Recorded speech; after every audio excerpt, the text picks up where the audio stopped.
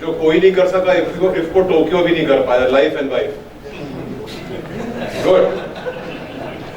Now we come to the much awaited session today. We have with us Mr. Ashneer Grover,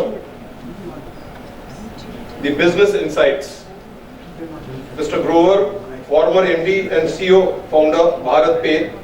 I would request Mr. Ashish Pandey to escort Mr. Ashneer Grover, please, on the stage for this session.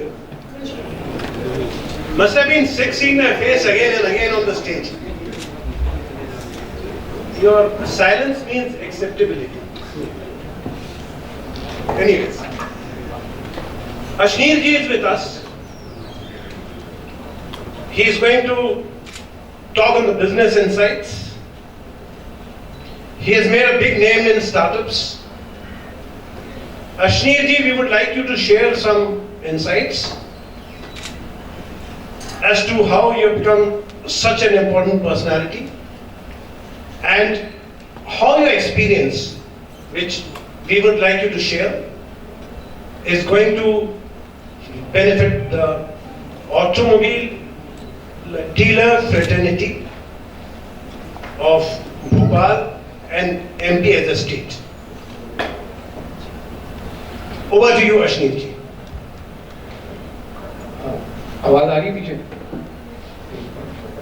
इतनी अंग्रेजी बोलते हैं ना हिंदुस्तान में, मतलब ऋषि सुनक भी निकल लिया कि भाई मैं वहीं का प्राइम मिनिस्टर बन जाता हूँ, इतनी अंग्रेजी बुलवानी है तो. I am very happy to be here. मेरे लिए सेकेंड टाइम है भोपाल में.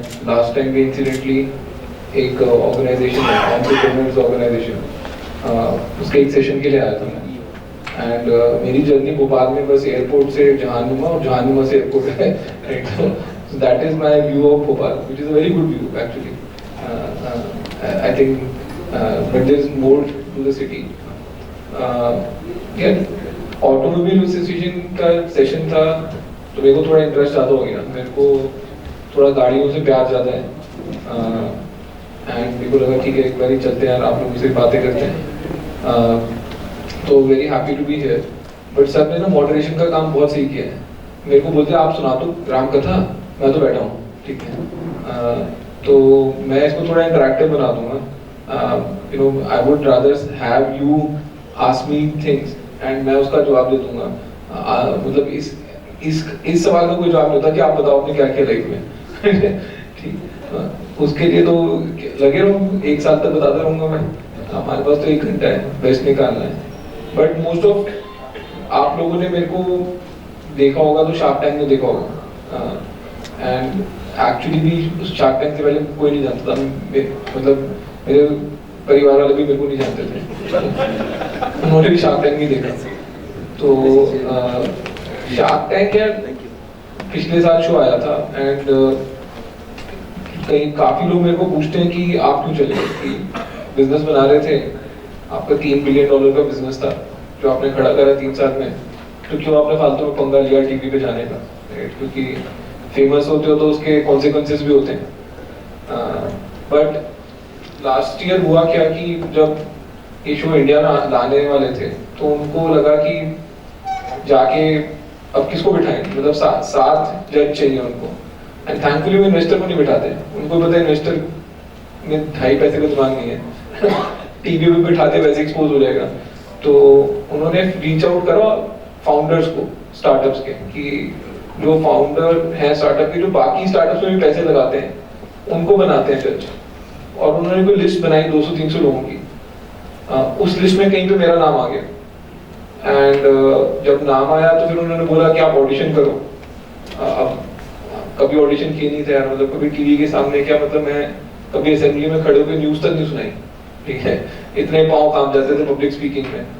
तो मैं बोला चलो ठीक है ऑडिशन भी कर देते हैं, कुछ तो दिखाओ उनको कि बुला लिया उन्होंने शार्क टैंक पे.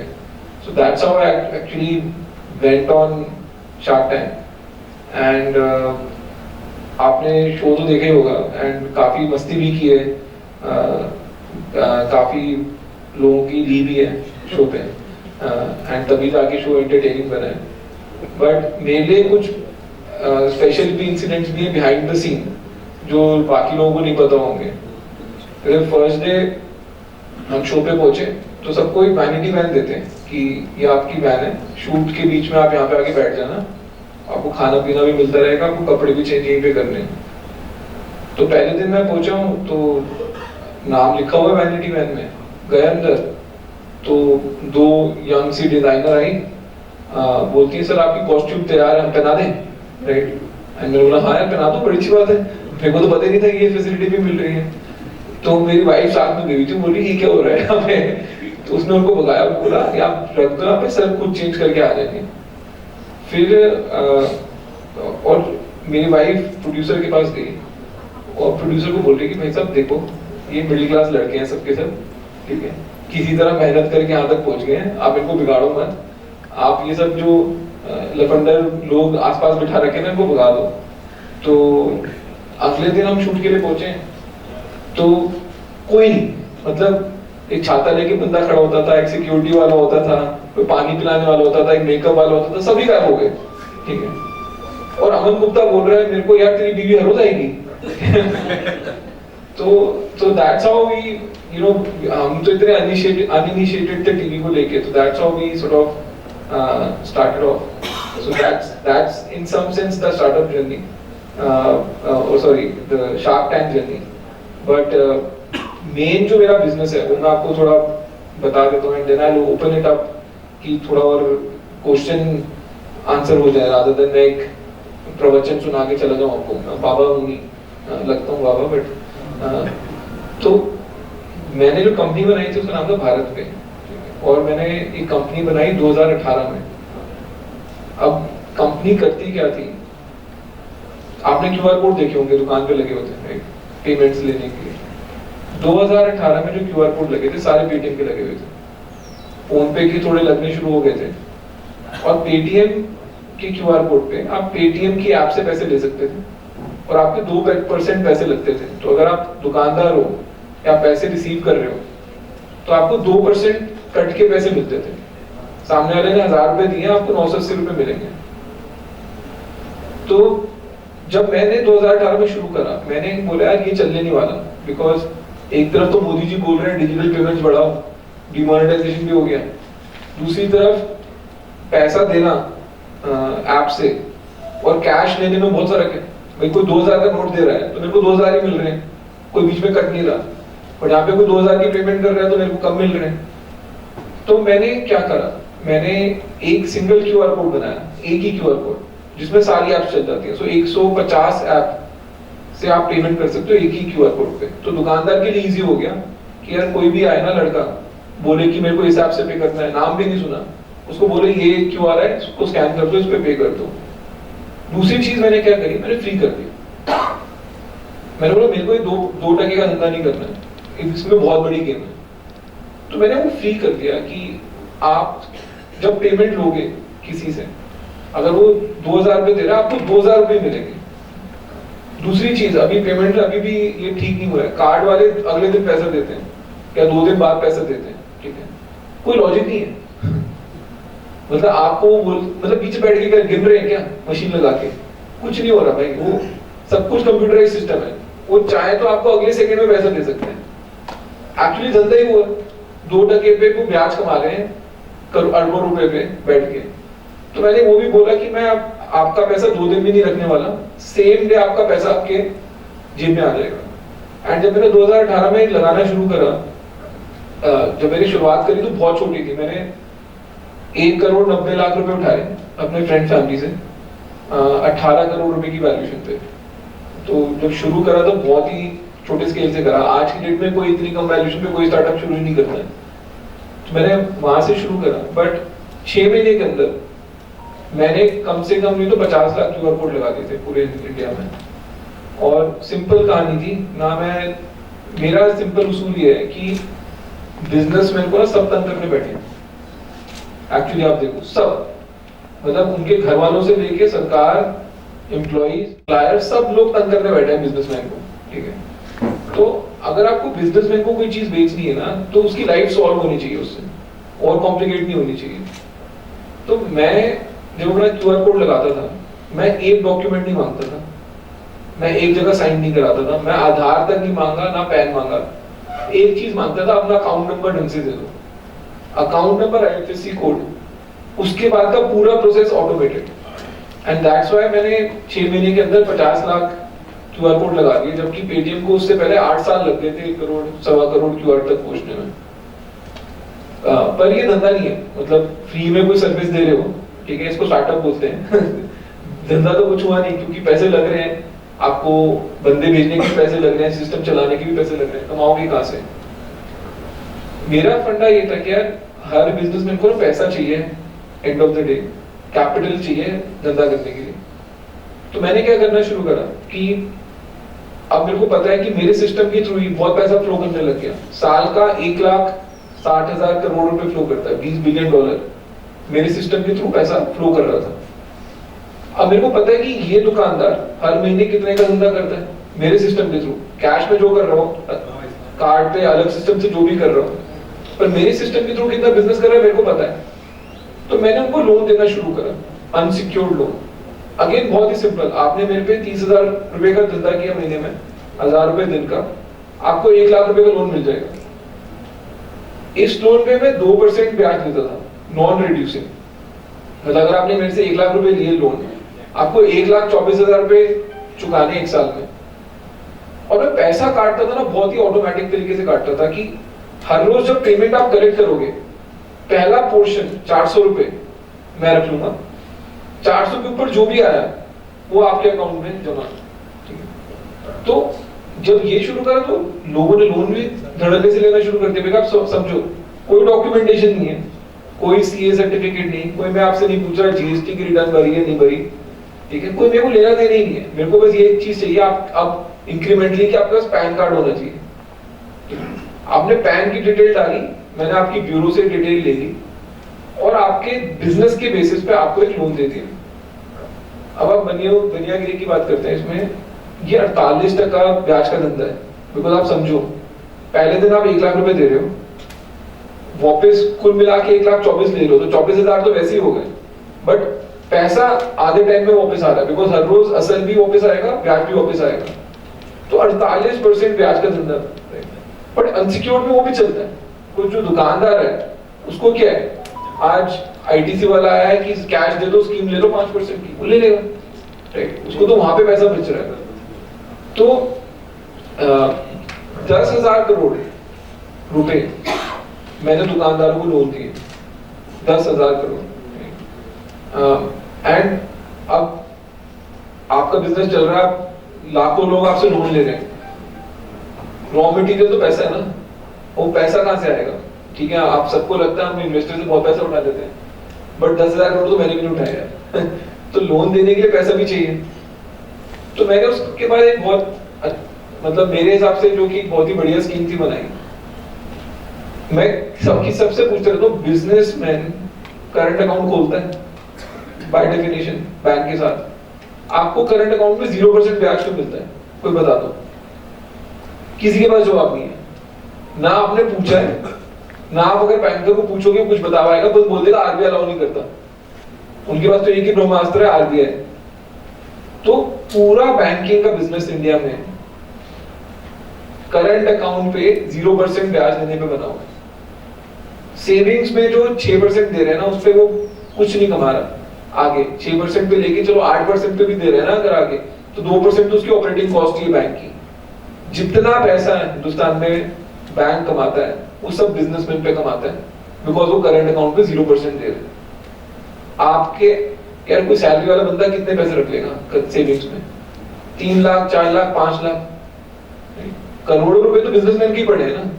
आप एक गाड़ी बेचोगे, आपकी पेमेंट अंदर आई है, 60 लाख 80 लाख की आपकी अगर गाड़ी बिक्री है, तो आप पैसे तो आपने रखे हुए ना बैंक के पास। तो मैंने क्या करा, मैंने बोला कि ठीक है यार, तुम सब दुकानदार हो, तुम बहुत पैसा मेरे सिस्टम के थ्रू फ्लो कर रहे हो, तुम बैंक में मत लेके जाओ, मेरे पास रख लो और मैं 12% ब्याज दूंगा। तो 4% भी नहीं, 8% भी नहीं, मतलब मैं सेविंग्स के रेट को भी टाप गया, फिक्स डिपॉजिट के रेट को टाप गया, मतलब 12% दूंगा। उसका हिसाब सिंपल था, 1% महीना सबको समझ आता है, मैथ्स करनी आसान है। तो मैंने वो देना शुरू करा। 10,000 करोड़ के 10,000 करोड़ रुपए जो मैंने इस तरफ दिए दुकानदारों को, सारे के सारे पैसे दूसरे दुकानदारों से आए। तो अब आप धंधा समझो, आपने QR कोड लगाए, पैसा अंदर आना शुरू हुआ, 48% पे ब्याज चल रहा है, 12% की आपकी कॉस्ट है, 36% मार्जिन का शाही धंधा है। कंप्यूटर के सामने बैठ के धंधा करता है। तो एंड ऑफ द डे बनाया यही। अब मुसीबत क्या है हिंदुस्तान में कि बैंक ना बहुत बड़ी लॉबी है। तो जब मैं ये बना रहा था तो सब चिढ़ने लग गए, सारे बैंक, क्योंकि सबको समझ आ गया यार ये हमारी गेम खराब कर रहा है, करंट अकाउंट वालों को भी बिगाड़ रहा है, एक सेगमेंट को पैसा दे रहा है जिसकी हमारे को कोई विजिबिलिटी नहीं है। बिकॉज फैक्ट तो ये है ना, ब्रांच मैनेजर कभी उठ के आपके बिजनेस में नहीं आने वाला। आपको जाके ब्रांच में जाना पड़ता है पैसे लेने के लिए, या हेड ऑफिस जाना पड़ता है पैसे लेने के लिए बैंक से। तो दुकान पे तो कभी बैंक पहुंचने ही नहीं वाला, उनके मॉडल में ही नहीं है। तो एक बड़ा सेगमेंट मैंने खोल दिया जिसको मैं कैप्चर कर रहा था। अब मेरा धंधा बढ़ना शुरू हुआ तो अब धंधे की प्रॉब्लम समझाता हूँ। दिवाली का टाइम आया, ठीक है, अभी तो मैचिंग चल रही है कि ठीक है 10,000 करोड़ रुपए आगे लगे हुए, 10,000 करोड़ रुपए का लोन दिया हुआ। दिवाली आई, अब लोगों को स्टॉक डालना है, तो लोन की डिमांड बढ़ गई। दूसरी तरफ बिकॉज दुकानदारों ने अपना पैसा लगा रखा था, उन्होंने पैसा बाहर निकालना शुरू करा कि भाई मेरा वेला पैसा पड़ता है, मैं वापस निकाल के धंधे में लगाता हूँ। तो मेरी मिसमैच होने लगी दिवाली के टाइम। अब मेरे को लगा इसको भी सॉल्व करना है, तो मैंने उससे बढ़िया प्रोडक्ट बनाया कंज्यूमर के लिए। हमने बोला अब मैं दुकानदारों के लिए मैं मैक्स आउट कर चुका हूँ, इनकी ये जो दिवाली के टाइम की सीजनल अप डाउन है वो तो चलेगी। तो मैंने एक नया प्रोडक्ट बनाया, उसमें मैंने बोला कि कोई भी कंज्यूमर आ जाओ ऐप पे, सिर्फ पैन नंबर डाल दो, आप पैसा रखोगे मैं आपको 12% दूंगा, आप मेरे से पैसा लोगे आप मेरे को 12% दे देना। तो 0% मार्जिन का business at a consumer level. आप समझ रहे हो, मतलब आज की डेट में अगर आप आज बैंक में पैसा रखने जाओ आपको 4% मिलेगा। शाम को ही आप जाके कोई भी लोन ले लो, लेट्स से होम लोन ले लो जो कि सेफेस्ट लोन है, तब भी आपको 8.25% देना पड़ेगा। तो एज अ कंज्यूमर आपका अगर पैसा पड़ा भी है तब भी आप ज्यादा पैसे पे उठा रहे हो बैंक से पैसा। मैंने बोला ये कुछ नहीं है, 12% पे पैसा दो, 12% पे पैसा लो। और वो प्रोडक्ट मैंने आज तक एक ऐड नहीं चलाई, ऑर्गेनिकली इतना बढ़ गया कि मेरे पहले महीने में 500 करोड़ रुपए मेरे उसके अंदर उठ गए। बिकॉज मैं करता क्या था, आप आए मैं आपको बोलता था आप मेरे साथ पैसे रख लो तो मैं 10 लाख रुपए तक लेने को तैयार हूँ, और अगर मेरे से पैसे चाहिए मैं 1 लाख दूंगा। तो बाय डेफिनेशन ज्यादा लोगों का पैसा मेरे पास पड़ा ही था, और यहाँ से भी जो पैसा इकट्ठा किया वो 48% पे दुकान पे चढ़ा दिया। तो कंप्लीट 36% का बिजनेस चलाया। अब पैसा दुकान से भी आ रहा है एक तरफ और कस्टमर से भी आ रहा है दूसरी तरफ। तो काफी लोगों को ना समझ नहीं आता कि भारत पे है क्या, ठीक है। और मैं खुश हूं कि लोगों को नहीं पता है क्योंकि इतना अच्छा धंधा लोगों को पता नहीं होना चाहिए। बट एक फाइनेंशियल का धंधा है, दुकानदार पे धंधा है, B2B का प्योर बिजनेस है और प्योर लेंडिंग कैपिटल का बिजनेस है। और ये मैंने बनाया 1000 दिन के अंदर $3 बिलियन की वैल्यूएशन। आज के हिसाब से लगाओ तो 2 लाख नहीं 24,000 करोड़ बनते हैं, पहले के हिसाब से 20,000 करोड़ बनते थे। But that is what I built in 1000 days।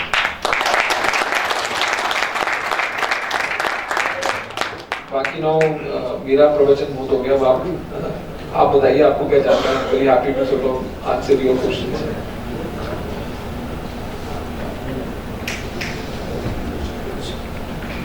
इस परिवर्तन की गूंज। Automobile industry is undergoing a massive transformation. IC engine से like electric. Can you maintain silence please at the back?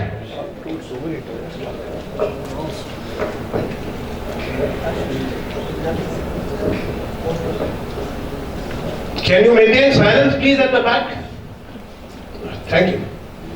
Thanks for your cooperation. So Parivartan ki Goonj is the theme of this, and automobile industry is undergoing a massive transformation from IC engine to electric vehicle and vehicles running on biofuels. and very shortly we'll be having a whole lot of vehicles with artificial intelligence.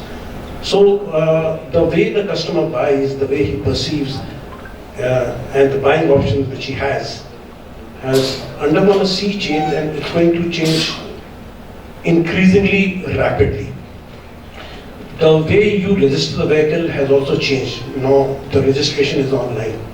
So amidst all this change which has been happening, and change is never comfortable in the initial phase, what insight have you got for the dealer fraternity in this regard?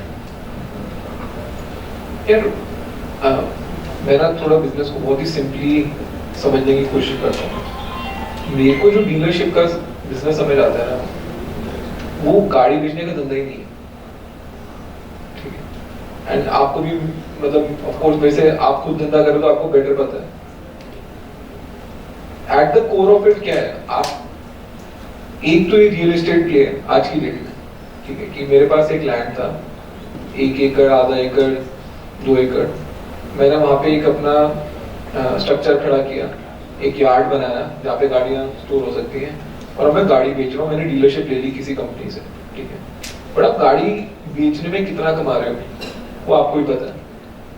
Actually तो मैं एक तरीके से देखते हो तो loan, insurance और service बेचने का धंधा।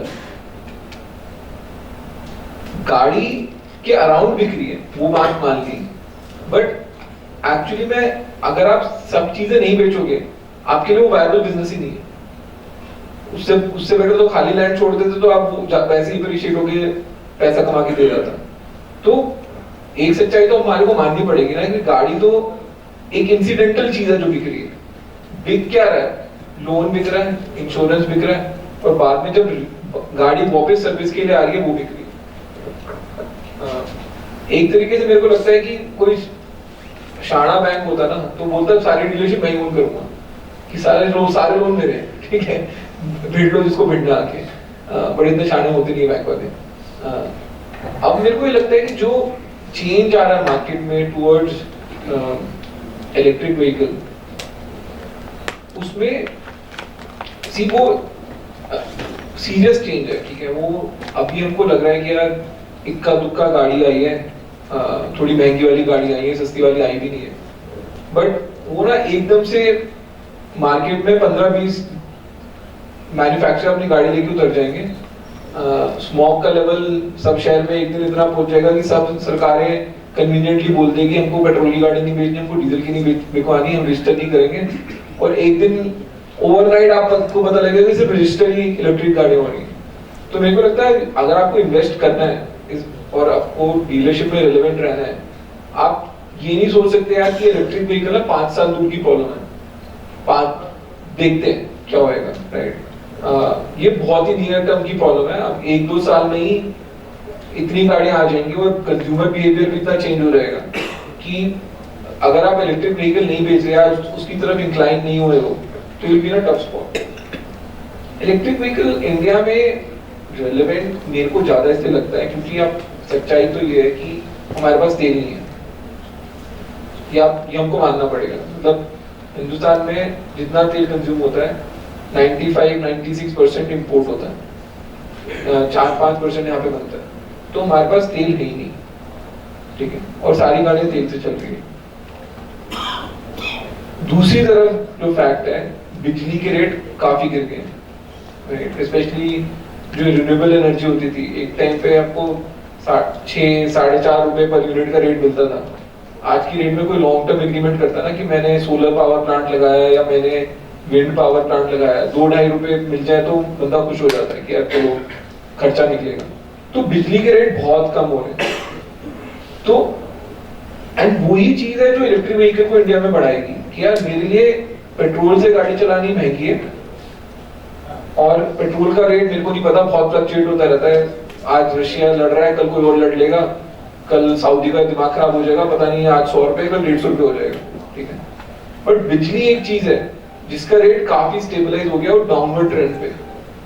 तो गाड़ी को चार्ज करके चलाना is proving to be cheaper than electric चलाना। बाकी किसी को कुछ फर्क नहीं पड़ता है, मतलब मैं भी दिल्ली से हूँ, जितना जुआ खिलाना है खा लेते हैं हम, ढीठ लोग हैं, ठीक है। वो एक सीजन बन गया कि हाँ जी दिवाली आएगी तो हम केजरीवाल को गाली देंगे और फरवरी तक हवा ठीक हो जाएगी तो सब भूल जाएंगे, ठीक है। बट जब अपनी जेब पे बात आती है तो बंदे का बिहेवियर चेंज होता है, और जेब पे बात यही है कि पेट्रोल और डीजल की गाड़ी चलाना महंगा पड़ रहा है। इलेक्ट्रिक पे एटलीस्ट रनिंग कॉस्ट आपकी 2/3 से तो कम हो सकती है अगर आप माइलेज के हिसाब से देखें। दूसरा है आप जो मेजर बिहेवियर आएगा, आप अभी जो नहीं बेच रहे हो बट जो आपको बेचना पड़ेगा फ्यूचर में, वो चार्जिंग इंफ्रास्ट्रक्चर है। ठीक, अभी क्या है, पेट्रोल पंप लगे हुए हैं, हर जगह बंदा पेट्रोल जाके भरवा लेता है। बट अगर इलेक्ट्रिक व्हीकल आ गई तो इलेक्ट्रिक व्हीकल में प्रॉब्लम ही ये है कि चार्जिंग में टाइम लगता है, आपको ओवरनाइट गाड़ी लगा के रखनी पड़ती है।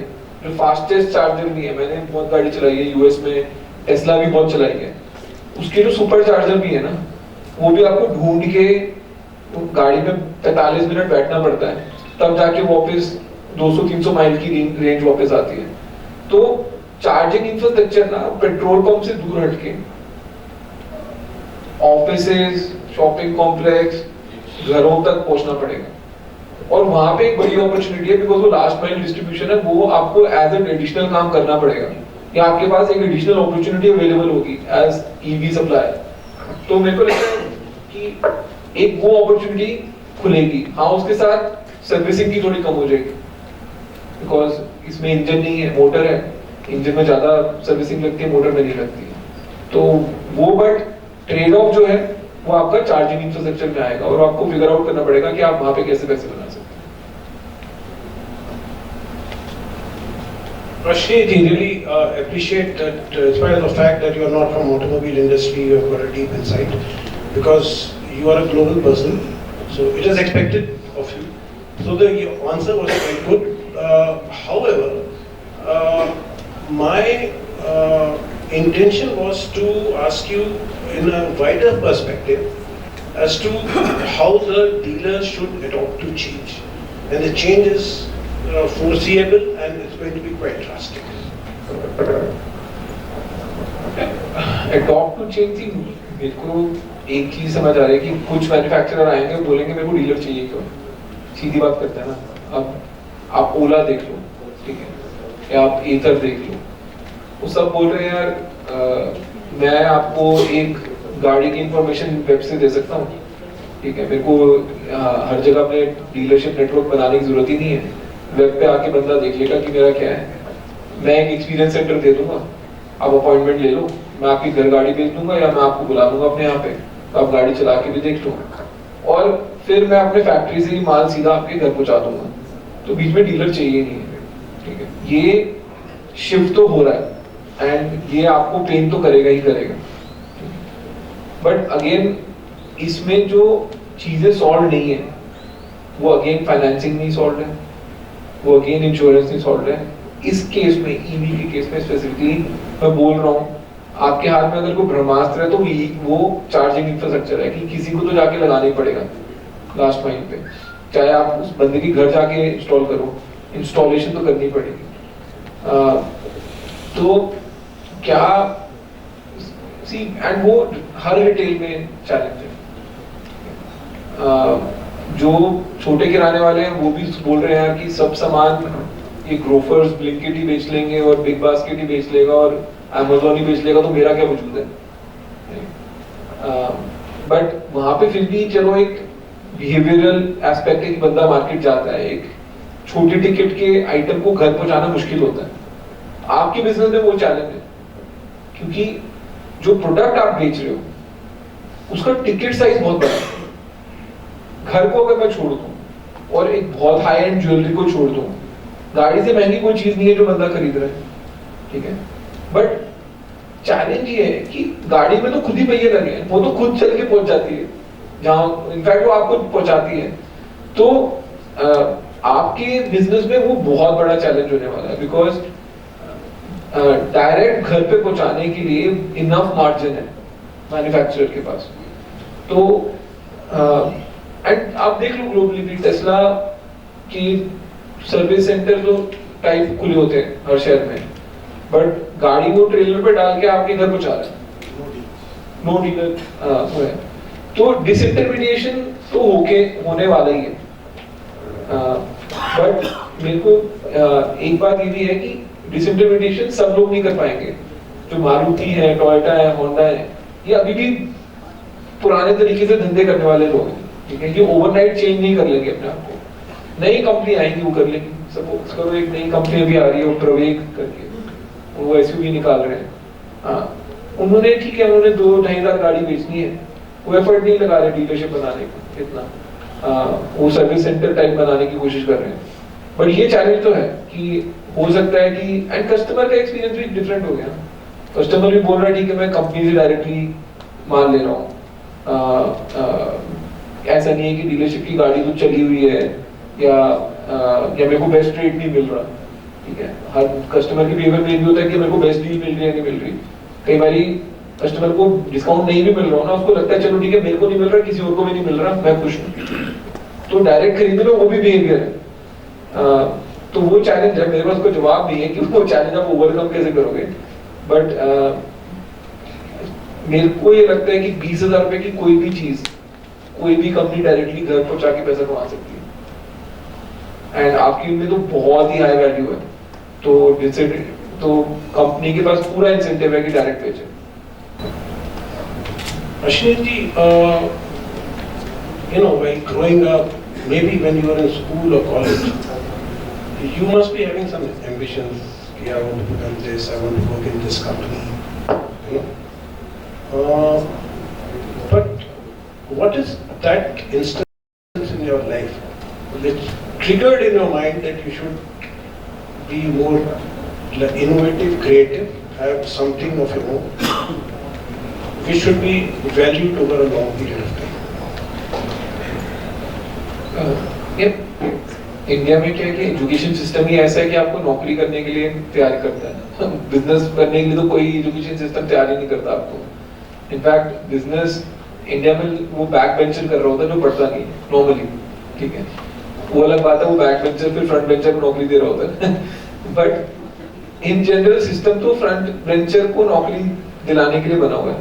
So even when I was growing up, मेरे को ये था यार कि कोई अच्छी नौकरी लग जाए, कोई MNC टाइप, ठीक है, एक सर्टेन अमाउंट ऑफ पैसा आ जाए, घर हो, गाड़ी हो, that is the normal aspiration of every middle class in India. मेरा कोई ज्यादा डिफरेंट नहीं था। बट मेरे साथ चैलेंज क्या था कि मैं गलती से IIT दिल्ली पहुंच गया था, और IIT दिल्ली में क्या है कि हम सब लड़कों ना कीड़ा है थोड़ा, कि कुछ तो अलग करना है, मतलब दाल रोटी से मन नहीं भरता हमारा, कि कुछ तो एक्स्ट्रा चाहिए हमारे को। अब मैं आपको एक सिंपल चीज बताता हूँ, मेरे बैचमेट्स कौन है? सचिन बंसल, बिंदी बंसल, इन्होंने बनाया फ्लिपकार्ट। फिर दीपेंद्र गोयल, उसने बनाया जोमैटो। अलविंदर ढींसा, उसने बनाया ग्रोफर्स, मैंने उसके साथ काम किया।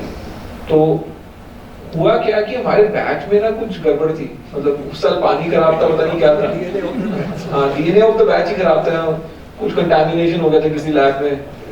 तो हम सब ना बड़े एस्पिरेशनल लोग निकले थे उस टाइम, और इंसिडेंटली घूम फिर के ना कोई इस तरीके से पहुंचा, कोई उस तरीके से पहुंचा, बट सब अपने धंधे बनाने में पहुंच गए, स्टार्टअप बनाने में पहुंच गए। अब जब सबसे पहले सचिन बिन्नी ने बनाया था, बट दीपेंद्र ने जोमैटो जब बनाया तो अलविंदर उसके साथ काम करने लग गया।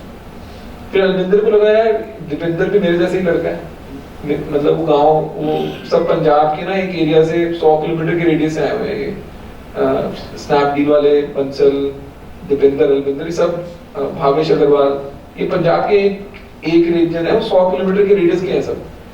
तो जब उसने अलविंदर ने दीपेंद्र के साथ काम किया जोमैटो पे, तो उसको लगने लग गया यार ये तो मेरा ही दोस्त था, कौन सी खास बात है, मैं भी कर लूंगा। वो फॉल्स कॉन्फिडेंस आ रहा था ना कि मेरा दोस्त कर रहा है तो मैं नहीं कर सकता, मैं तो साला मेरे साथ बैठ के दारू पीता था। तो उसने वैसे किया। अब इंसिडेंटली हुआ क्या कि मैं अलविंदर के साथ काम करने लग गया। तो जब वो अलविंदर ग्रोफर्स बना रहा था, मैंने उसको ज्वाइन कर लिया। फिर 2 साल बाद मेरे को लगने लग गया ये कि मेरा तो दोस्त है, मैं भी कर लूंगा, ठीक है, तो मैं भी कूद गया। तो थोड़ा तो पीयर प्रेशर, मतलब प्रेशर नहीं बोलूंगा, बट एक पीयर एस्पिरेशन बहुत था, healthy kind of competition. And क्या है ना कि हिंदुस्तान में ना माँ बाप भी बहुत सुना देते हैं, ठीक है, बोलते हैं कि तू भी आईटी गया तो वो भी आईटी गया, वो देख कहाँ पहुंच गया, तू देख क्या कर रहा है, ठीक है, फिर तुमको भी लगता है बोल तो ठीक ही रहे हैं कि वो लड़का तो आगे निकल गया। तो उस करके हमने बहुत सारों ने डुबकी मारी है। फेलियर केसेस भी बहुत है, ऐसा नहीं है, बट वो क्या है कि फेलियर कभी सामने नहीं आते, आपको सिर्फ वो छट के जो सक्सेस केसेस रह जाते हैं वही सामने आते हैं। Cream is visible. हाँ हाँ, वो जो क्रीम विजिबल है जो नीचे बैठ गया वो तो किसी को दिखा ही नहीं। बट हाँ, हमेशा से ना थोड़ा एस्पिरेशन था कि यार कुछ तो और करना है, क्योंकि गेम टेक की हो रही थी, ठीक है। पहले क्या था, आपको बिजनेस करने के लिए लाइसेंसिंग चाहिए, लाइसेंसिंग चाहिए, कैपिटल आना चाहिए, आपको बैंक से कैसे डील करना है, ये सब चीजें आनी चाहिए, ठीक है। तो बिजनेस करना एक बहुत ही नीश एक्टिविटी थी। बड़े बिजनेस फैमिली वाले घुसते थे, या जो ट्रेडिशनल बिजनेस में होते थे वही घुसते थे।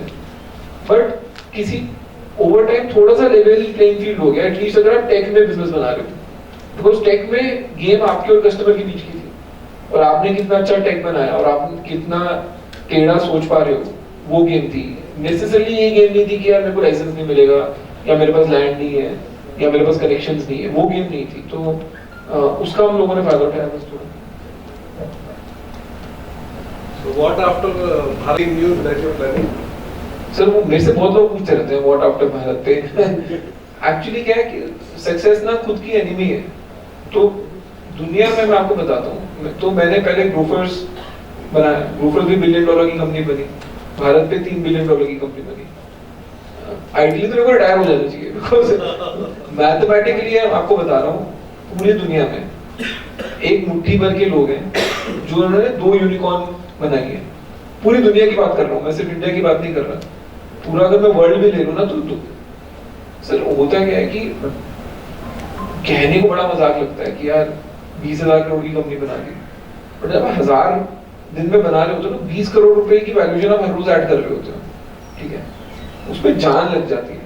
मतलब दिमाग, आप लोगों को लगता है यार इन लोगों का बहुत दिमाग है, लिमिटेड है हमारे पास दिमाग की, ठीक है, हमारे पास भी 24 घंटे ही है, ठीक है, हमको भी काम की सिवाय और चीजें भी करनी है, हमारी भी एस्पिरेशन है।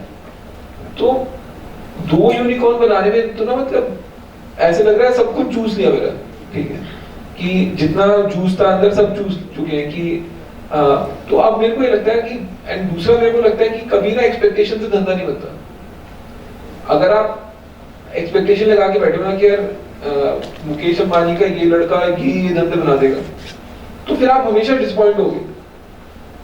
मेरे को ये लगता है आपको एक नेचुरल फ्लो में धंधा बनाना चाहिए। मैं तो लोगों को बोलता हूँ भूल जाओ यार कृष्णी ग्रोवर कौन है, भूल जाओ, क्या फर्क पड़ रहा है।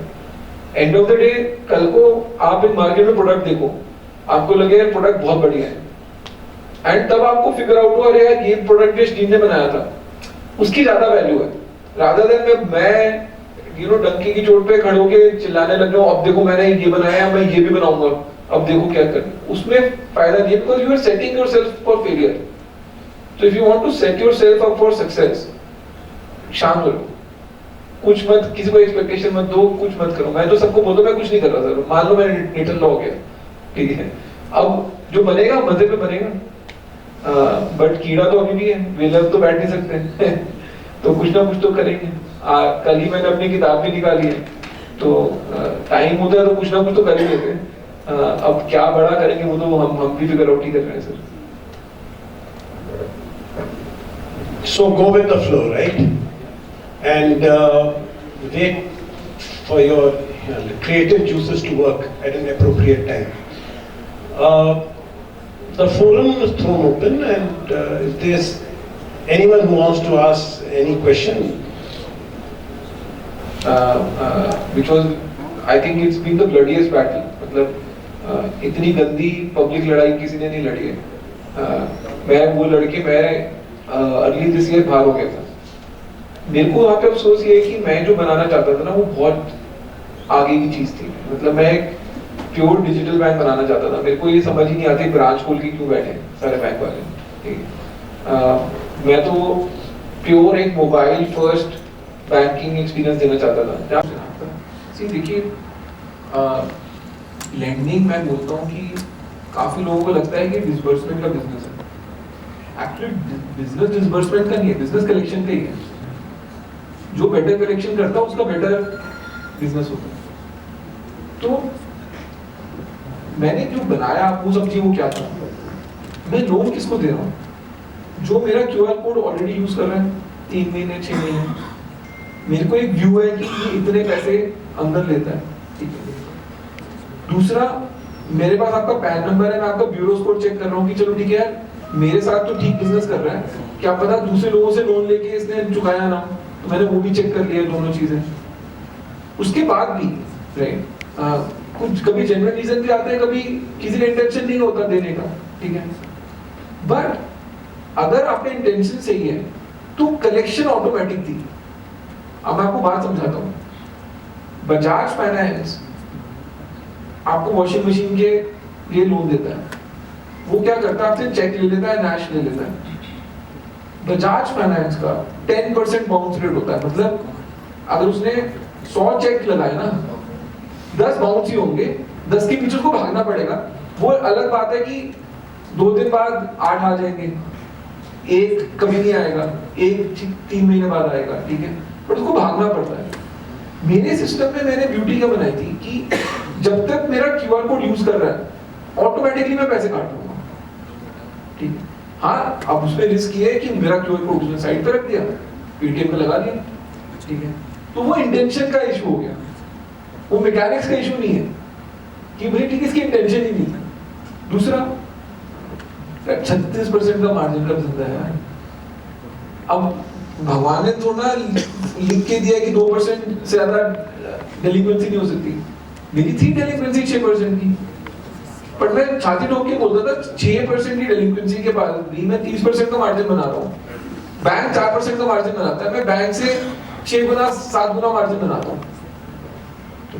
तो अगर आपको एक अपॉर्चुनिटी मिली है तो या तो आप, मैं अगर मान लेता ना कि नहीं यार स्टैंडर्ड 2% है, तो फिर मैं अपनी गला घोट के बैठ जाता कि 2% कलेक्शन, 2% ज्यादा नॉन कलेक्शन नहीं होनी चाहिए। मैं भी रिस्क के लोन देता, धीरे धीरे इसको नहीं देना उसको देना है, एक्सपेरिमेंट मत करो, ठीक है। बट मेरे को 36% पे अगर बंदा एक्सपेरिमेंट नहीं करेगा तो जिंदगी कब करेगा? 6% का डेलिक्वेंसी है, हाँ है, बजाज का 2 होता है, हाँ जी होता है, मेरा बजाज से 3 टाइम है, पर मेरा मार्जिन भी तो देखो। रेगुलेशन लिखी हुई है 60 साल पहले, और टेक्नोलॉजी अब बहुत आगे निकल चुकी है, रेगुलेशन का कोई मतलब ही नहीं रहेगा। अब लोन देने के लिए मैं NBFC का लाइसेंस यूज कर रहा हूँ, पैसा अंदर लेने के लिए एक P2P NBFC का लाइसेंस आता है, पीयर टू पीयर लेंडिंग, मैं वो यूज कर रहा था। तो बट मेरे को भी रियलाइजेशन ये थी कि यार मैं, अगर मेरे साथ कोई भी बैठ जाता ना, RBI वाला या कोई वकील, मैं उसको समझा सकता था कि देख मैं सब कुछ सही तरीके से कर रहा हूँ टिक करके, बट अगर मैं पीछे उठ के बैठ के देखता ना, तो मेरे को ही दिख रहा था कि मैं तो बैंक चला रहा हूँ, बैंक का लाइसेंस ही नहीं है। इसीलिए 2021 में मैंने PMC का बैंक भी खरीदा, क्योंकि मेरे को पता था कि यार मैं अपनी स्पीड से ही बहुत आगे भाग रहा हूँ, अपनी औकात से बहुत आगे चला गया हूँ मैं, और मेरे को धंधे को प्रिजर्व करने के लिए बैंकिंग लाइसेंस चाहिए होगा। बिकॉज किसी दिन तो कोई शाना निकलेगा ना, उठ के बैठेगा, भाई तू कर क्या रहा है, तू चला तो बैंक ही रहा है ना। हम तेरे को ये पूछते तू लोन कैसे दे रहा है, तू बोलता है NBFC, हम बोलते हैं डिपॉजिट कैसे ले रहा है, तू बोलता है P2P, बट कुल मिला के तू क्या कर रहा है? तो मैंने PMC बैंक खरीदा था। इनफैक्ट 10 लाख डिपॉजिटर के पैसे फंसे हुए थे, वो मैंने निकाले। अब उसकी भी बहुत इंटरेस्टिंग कहानी है। PMC बैंक आपको पता नहीं कितने लोग जानते हो नहीं, बट एक कोऑपरेटिव बैंक था, सबसे बड़ा कोऑपरेटिव बैंक था इंडिया में। 10,000 करोड़ के डिपॉजिट थे, 10,000 करोड़ रुपए कैश या लोन होना चाहिए था दूसरी से। वो एक बदावन साहब थे, खिलाड़ी बॉम्बे के रियल एस्टेट के, वो खा गए 7,000 करोड़, ठीक है। तो बैंक पड़ा है, 10,000 करोड़ के डिपॉजिट है, कैश पड़ा है 3,000 करोड़ रुपए, 7,000 करोड़ रुपए गुल है। और RBI उस बैंक को लेके जा रहा है, कभी कोटक के पास, कभी ICICI के पास, कभी HDFC के पास, कि बचा लो इसको, और सब बोल रहे हैं हमको क्या मिलेगा इसमें, हम क्यों बचाएं? और वैलिड पॉइंट भी है, लॉजिक क्या है बचाने का। अब मेरे से पहले आज तक किसी फिनटेक में किसी को बैंक लाइसेंस नहीं मिला है। जो पेटीएम के पास बैंक लाइसेंस है ना, वो फुद्दू लाइसेंस है। उसमें आप डिपॉजिट ले सकते हो और गवर्नमेंट को दे सकते हो, लोन नहीं दे सकते उसमें। तो पेमेंट्स बैंक लाइसेंस में वो प्रॉब्लम है। तो अब जसपाल बिंद्रा सेंट्रम के मेरे पास आए, दोस्त थे मेरे, बोलते हैं कि बैंक अवेलेबल है, क्या करना है, 7,000 करोड़ रुपए का गैप है। मैंने बोला अच्छा गैप तो है, लाइसेंस मिलेगा ही नहीं मिलेगा? उन्होंने बोला लाइसेंस तो मिलेगा यार, प्रॉपर मिलेगा लाइसेंस तो मैंने बोला चलो अगर लाइसेंस मिलेगा ना कुछ बनाते हैं। तो अब इंडिया में ना क्या है कि जब तक मांगोगे नहीं कुछ नहीं मिलेगा। तो मैं आरबीआई के पास गया, मैंने बोला मेरे को एक बात बताओ, सारे डिपॉजिट इंडिया में सिक्योर्ड है, मतलब इंश्योर्ड होते हैं कि कल को आपने पैसा रखा है एक अकाउंट में, बैंक डूब गया, सरकार मतलब आरबीआई 5 लाख रुपए तक के आपको इंश्योरेंस है कि आपका 5 लाख रुपए तक का अगर पैसा है आपको मिलेगा वापस। तो मैंने बोला यार एक बात बताओ, तुम तो गेम कर रहे हो, चलो 5,000 करोड़ रुपए तो आरबीआई ने देना है मेरा। तो कह रहे हाँ देना है। तो मैंने बोला फिर बता क्यों नहीं दे? अब मजे की बात सुनो, आपको लगेगा आरबीआई बड़ी ऑर्गेनाइजेशन है, ढंग के लोग चला रहे हैं। आरबीआई ने 75 साल में हिंदुस्तान में सब बैंक से प्रीमियम ले लिया इंश्योरेंस देने का, उनके यहाँ पे क्लेम्स का सेक्शन ही नहीं है। तो मैं उनके पास गया हूँ, मैं बोल रहा हूँ हाँ जी मेरे को खरीदना बैंक, मेरा 5,000 करोड़ का क्लेम बनता है। आरबीआई बोल रहा भाई ये कौन देखता है, देखो ढूंढो दफ्तर में, ये कौन सा डिपार्टमेंट है? मैंने बनवाया वहां पे कि मेरे 5,000 करोड़ रुपए देने, पहले कोई बंदा बैठाओ यहाँ पे, क्लेम तो दो। तो 5,000 करोड़ रुपए आए तो फिर 2,000 करोड़ का गैप रह गया। 2,000 करोड़ रुपए पे हमने गेम खेल ली, किया ठीक है 2,000 करोड़ रुपए लगा के हमको एक बैंक का लाइसेंस मिल रहा है, जो कि अदरवाइज हमको 10 साल बाद मिलता, और मिलता भी या नहीं मिलता क्या पता, उस टाइम मोदी जी कोई और बैठा है, किसी का क्या सिर फिर गया। तो हमने बोला चलो ये गेम खेल लेते हैं। बट पीएमसी बैंक में 10 लाख लोग डिपॉजिटर का पैसा मैंने वापस कराया। तो इंडिया में स्टार्टअप का क्या फ्यूचर रहता है? मेरे को मतलब जनरली एक बात समझ आती है कि कस्टमर बिहेवियर की गेम है। इंडिया में कस्टमर के हाथ में मोबाइल चिपक गया है, आप जितनी मर्जी कोशिश करो नहीं हटा सकते। आप अपना मेरा consumption of time on mobile दिन में 6 घंटे होगा, ठीक है। आपका भी अलग अलग हिसाब से आप अपना ट्रैक भी कर सकते हो, आपको पता लग जाएगा किसी का 3 घंटे 2 घंटे से कम है ही नहीं टाइम स्पेंड करना। तो जब मोबाइल आपकी बॉडी का एक पार्ट बन चुका है, तो किसी भी कस्टमर को पहुंचना मोबाइल के थ्रू सबसे आसान है, और वो मोबाइल के थ्रू पहुंचना टेक्नोलॉजी की गेम है। तो फ्यूचर तो वही है, हम चाहे माने ना माने, जितना मर्जी हम बोले कि यार फिजिकल वर्ल्ड है और जो मोबाइल का वर्ल्ड है वो धीरे धीरे मोबाइल पे ग्रेविटेट होता जा रहा है।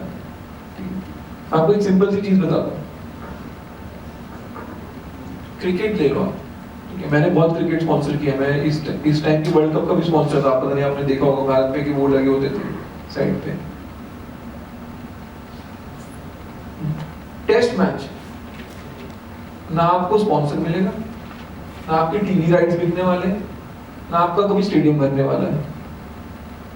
ओडीआई फिर भी चलो स्पॉन्सर मिल जाएगा टीवी का, स्टेडियम तो तब भी नहीं भरने वाला। T20 में स्टेडियम भी भर जाएगा, स्पॉन्सर भी मिल जाएगा, आईपीएल भी चल जाएगा। तो लोगों की ना कंजम्पशन स्पैन बहुत छोटे होते जा रहे हैं। मतलब अब एक कुछ T10 की गेम भी शुरू होगी दुबई में 10 ओवर की, ठीक है। तो अब ना लोगों को बहुत सारी चीजें कंज्यूम करनी है छोटे छोटे टाइम में। मूवीज देख लो आप, पिछले साल से जितनी पिक्चरें आ रही पिट रही, जितनी मतलब बड़े से बड़ा मूवी स्टार अक्षय कुमार, मतलब जिस सबसे बैंकेबल मूवी स्टार बोलते थे, उसकी पिछली 4 पिक्चरें फ्लॉप है, ठीक है। यूट्यूब पे कोई बैठ के रील बना रहा है, आपने नाम भी नहीं सुना होगा उस लड़के का, उसके 2.5 करोड़ व्यूज होंगे। तो मार्केट बहुत जल्दी चेंज हो रही है मोबाइल की तरफ से, एंड उसकी वजह से जो टेक पे काम कर रहे हैं वो मेजरली स्टार्टअप्स ही हैं, यंगर बच्चे हैं, वो फाउंडर भी यंग है, उनकी टीम भी यंग है। और वो मोबाइल को मतलब मोबाइल फर्स्ट चीजें बना रहे हैं कि यार मेरे को मोबाइल पे बेचना है, बाकी सब छोड़।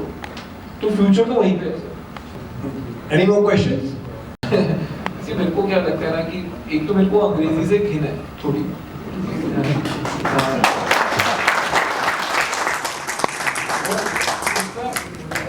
उसका रीजन क्या है कि नॉर्मली क्या है कि ना एक हिंदुस्तान में एक ट्रेंड है, चलन है कि डिग्री का खा लो, कि यार तुम IIT दिल्ली गए थे, IIM अहमदाबाद गए थे, कोई भी कंपनी तुमको नौकरी दे देगी, कोई भी सीनियर पोजीशन पे बैठा देगी, काम करो ना करो, ठीक है, पैसे तो आ ही जाएंगे।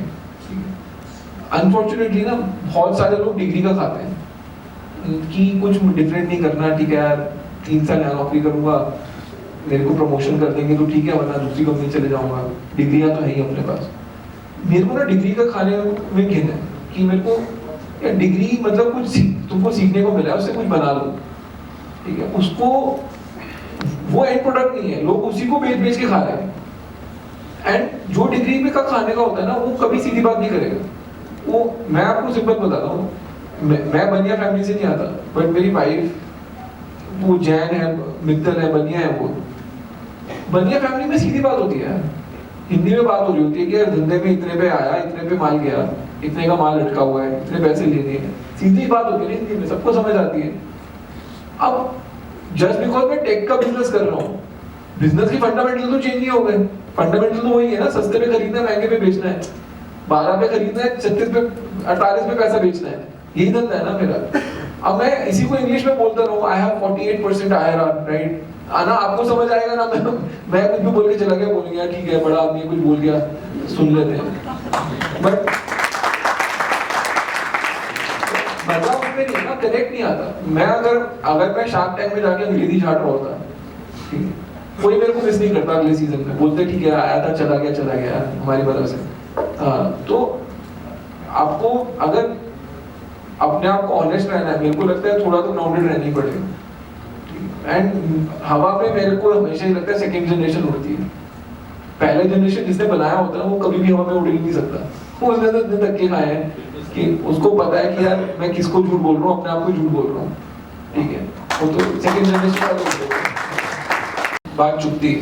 एंड मेरे को समझ भी आती है कि हर बढ़िया बिजनेस में को लगता है धंधा हम तरीके से चला रहे हैं, ठीक है, हमारी मेहनत भी लग रही है, हमारा कैपिटल भी लगा हुआ है, हमको 40-50 साल भी हो गए धंधा करते हुए, और ये नए लड़के आए, ये 2-3 साल में कुछ बना देते हैं, बैलेंस शीट खोल के देखो तो 1000 करोड़ का लॉस होता है साल का, और वैल्यूएशन खोल के देखो तो कुछ भी होती है, मतलब जो भगवान मेरे को से सी आप एक चीज समझो, मैं इसको एक सिंपल चीज बोलता हूँ, अगर आपने स्टील का प्लांट लगाना है या पावर प्लांट लगाना है, पहले 6 साल तो आप प्लांट ही लगा रहे हो, ठीक है, बट आप उसको अकाउंटिंग में बोलते हो केपेक्स कर रहा हूँ, कि मैं कैपिटल एक्सपेंडिचर कर रहा हूँ, ये बाद में कमा के देके जाएगा। टेक्नोलॉजी में क्या है कि वो जो कैपिटल एक्सपेंडिचर है ना, वो लॉस की तरह दिखता है शुरू में, बिकॉज वो कैपिटल एक्सपेंडिचर कोई बिल्डिंग बनाने में, कोई प्लांट बनाने में नहीं हो रहा, वो बिहेवियर चेंज करने में हो रहा है कंज्यूमर का। मैं आपको एक क्लासिक एग्जांपल बताता हूँ, जोमैटो बनाया दीपेंद्र ने, जोमैटो कोविड तक, ठीक है, बिजनेस समझ ही नहीं आता था, क्योंकि मैंने भी ग्रोसरी का धंधा चलाया और मेरे को मैंने ग्रोफर छोड़ा इसलिए था, मेरे को इकोनॉमिक्स ही नहीं समझ आने लग गई एक टाइम के बाद, क्योंकि इकोनॉमिक्स क्या थी कि एवरेज ऑर्डर साइज आता था मेरा 1200 रुपए का, ठीक है, अब 1200 रुपए के अगर मैं ग्रोसरी बेच रहा हूँ 15% मार्जिन कमा लूंगा, ग्रॉस मार्जिन, इससे ज्यादा तो दुकानदारी में ही नहीं, तो 180 रुपए का मेरे पास मार्जिन है, 180 रुपए में मेरे को उसके घर में भी पहुंचाना है, तो लास्ट माइल डिलीवरी की कॉस्ट भी लगेगी, मेरी वेयर हाउसिंग की कॉस्ट भी लगेगी, और जो मेरी फिक्स कॉस्ट है वो भी है, मेरी वेयर हाउसिंग और लास्ट माइल की कॉस्ट मिला के 180 रुपए से ज्यादा आती थी, तो हर ऑर्डर पे मैं पैसा खोता था, बट फिर मैं बिजनेस क्यों चला रहा था, बिकॉज मेरे को पता था कि अगर लोगों को आदत पड़ गई घर पे बैठे ग्रोसरी आने की, तो ये जो 1200 रुपए का ऑर्डर साइज है ना, ये एक दिन 3000 का पहुंच जाएगा आराम से, ठीक है, एंड इसलिए तुम इनिशियली लॉस उठाते हो कि चलो ठीक है यार अभी कस्टमर को थोड़ा और यूज टू होने दो। फिर जोमैटो के केस में क्या हुआ, कोविड तक जोमेटो यूज कौन करता था? जो बच्चे ऑफिस जाते थे ना, आईटी में कोई लड़का काम कर रहा है, वो ऑफिस जा रहा है, वो घर से खाना नहीं लेके जाता, वो वहां पे जाके एक रोल मंगा लेगा। यार रोल कितने का मंगा लेगा? 120 रुपए, 150 रुपए का, 150 रुपए का रोल आ रहा है। जोमेटो को कितने मिल रहे हैं? 33 रुपए मिल रहे हैं उसको, जोमेटो को। उसकी लास्ट माइल की डिलीवरी कॉस्ट, जो कि मतलब वो बंदा रेस्टोरेंट से उठा के मेरे घर तो बाद में पहुंचा, पहले तो दफ्तर ही जाते थे मोस्टली के वो ऑर्डर, वही 60 रुपए थी, ठीक है? तो मैं 37 रुपीज पर ऑर्डर लूज कर रहा हूँ। आप दिन के 1 लाख ऑर्डर कर रहे हो तो 37 लाख रुपीज लूज कर रहे हो, तो आपके लॉसेस बढ़ते रहे। बट इन बिजनेस में होता क्या है, जब काया पलटती है ना, ओवरनाइट पलट जाती है। जोमेटो का आईपीओ भी क्यों हुआ आप समझो। कोविड आया, 1 महीने तो जोमेटो का ये हाल हो गया कि बंद, मतलब 10 साल धंधा चलाने के बाद ये इसके पैसे खत्म हो जाएंगे, मर जाएगा। कोविड में क्या हुआ, लोग ऑफिस जा नहीं रहे थे, तो लोगों ने घर ऑर्डर करने शुरू किए। अब घर ऑर्डर करने जब शुरू करें तो आप फैमिली के लिए भी ऑर्डर कर रहे हो, आप अकेले बैठ के रोल नहीं खाने वाले, तो ऑर्डर साइज जो 120 रुपए था वो 400 रुपए पहुंच गया। अब दूसरी बात, रेस्टोरेंट का अपना बिजनेस बंद पड़ा है, कोई वॉक इन हो नहीं रहा। 22% जो लेता था जोमेटो, उसने 30% कर दिया। तो अब मेरे को एक ऑर्डर पे जब 33 रुपए बनते थे, मेरे 1200 रुपए बनने शुरू, सॉरी 120 रुपए बनने शुरू हो गए। 120 रुपए में 60 रुपए की कॉस्ट है, वो भी थोड़ी कमानी शुरू होगी, बिकॉज ड्राइवर को भी समझ आ गया यार कोई नौकरियां है नहीं, ये जोमेटो का ऑर्डर डिलीवर करते हैं, 40 रुपए 50 रुपए जो मिल रहे करते हैं, तो इकोनॉमिक्स पॉजिटिव हो गई। तो हर कोई जो वैल्यूएशन दे रहा है ना, वो इसीलिए दे रहा है कि फ्यूचर में एक दिन जाके जब इकोनॉमिक्स पॉजिटिव होगी तो दबा के पैसा आएगा। और केसेस भी हैं, आप देख लो गूगल, आप Amazon देख लो, ग्लोबली मैं बोल रहा हूँ, और कौन सा बड़ा बिजनेस है, फेसबुक, जियो, हाँ चलो जियो तो फिर भी इंफ्रास्ट्रक्चर का बिजनेस है, हाँ इंडिया कनेक्टेड, हाँ। बट ये 3 बड़े बिजनेस भी देखोगे टेक के, शुरू में सबके लॉसेस थे, दबा के लॉसेस थे, बट जब बाद में पैसा आना शुरू हुआ, ये सबसे ज्यादा कैश जनरेट करते हैं वर्ल्ड में, तो फ्यूचर के कैश फ्लो को डिस्काउंट करके आज की डेट में वैल्यूएशन मिल रही है। कुछ 68 कंपनीज में पैसे डले थे टोटल मिला के। तो कुछ कंपनी तो ये है कि कोई भी अभी तक डूबी नहीं, मतलब ऐसा नहीं है कि 68 में से कोई एक कंपनी बंद हो गई, ऐसा कुछ नहीं है। कुछ लोग अच्छा कर रहे हैं उसमें, बट शार्क टैंक में प्रीडोमिनेटली ना कंज्यूमर साइड वाले बिजनेस ज्यादा आते थे, जिनको D2C बोलते हैं, direct to consumer, but FMCG type business ज्यादा आते थे। तो कुछ बिजनेस तो काफी अच्छा कर रहे हैं। एक पता नहीं आपने देखा होगा, एक स्किपी करके आया था, वो हाँ वो चुस्की वाला, वो फ्रोजन एक चुस्की बेचता था। वो जब शार्क टैंक में आया था, उसका 4 लाख 5 लाख का बिजनेस था महीने का, अब उसका 1 करोड़ 60 लाख का बिजनेस है महीने का। तो उसने 40-50 टाइम ग्रोथ कर ली एक साल में। एक टैक्स करके था चिप्स वाला, उसका बिजनेस भी 4 टाइम ग्रो कर दिया। तो मेरे एटलीस्ट मैंने जिनमें डाला था उनको मैं ट्रैक कर रहा हूँ, कुछ तो काफी अच्छे चल रहे हैं। बाकी 68 जो डील हमने फाइनल की थी, उसमें से सारी की सारी नहीं हुई है, 40-50 ही हुई। होता क्या है, कोई डील पे आ गया, हमने डील दे दी, आप अपने फाउंडर पे लड़ाई होगी, ठीक है? जब तक हम पैसा देने के लिए पहुंचे, पता लगा एक फाउंडर उठ के चला गया, उसने अपनी कंपनी खोल दी दूसरी कोई। कई बार क्या होता है, लालच आ जाता है, बंदा बोलता है यार नहीं मैं आपको देख के घबरा गया था, मैंने आपको ये डील दे दी, मेरे को तो मार्केट में अच्छी डील मिल रही है इससे, तो मैं तो बोला भाई तुम मार्केट से ले ले, फिर मेरे से क्यों लेने आया है। तो ग्लोबली भी क्या होता है कि जितनी टीवी पे डील दिखाई जाती है, एक्चुअली उसकी क्लोज 60% ही होती है, बिकॉज कोई ना कोई रीजन से नहीं हो पाती। वो जो 60% क्लोज हुई है, एटलीस्ट 1 साल में वो रीजन कर रही है। और ये जो आप लोग को कोई जरूरत है मेरी, बहुत समझ नहीं आ रहा, कोई को फाउंडर से लड़ाई हो गई, कोई इन्वेस्टर से पंगा हो गया, कोई पुलिस वाला आ गया तंग करने के लिए, जो चीजें तुम किसी से शेयर नहीं कर सकता हो या किसी का सॉल्यूशन नहीं होगा, किसी एक फेलो फाउंडर से शेयर कर सकता है, उसके लिए आ जाओ। बट मैं बैठ के तुम्हारा धंधा नहीं चला सकता, मतलब या तो मैं पैसा लगाऊंगा या मैं धंधा चलाऊंगा, मैं दोनों चीजें तो नहीं करने वाला। अगर धंधा ही चलाना तो फिर मैं ही कर लेता हूँ। बहुत बहुत थैंक यू अश्विनी भाई, शुक्रिया जी को बुलाने वाला था और इनको दमानी साहब को बुलाने वाला था, तो फेलिसिटेट मैं बोलूंगा, आइए धन्यवाद देने के लिए सर।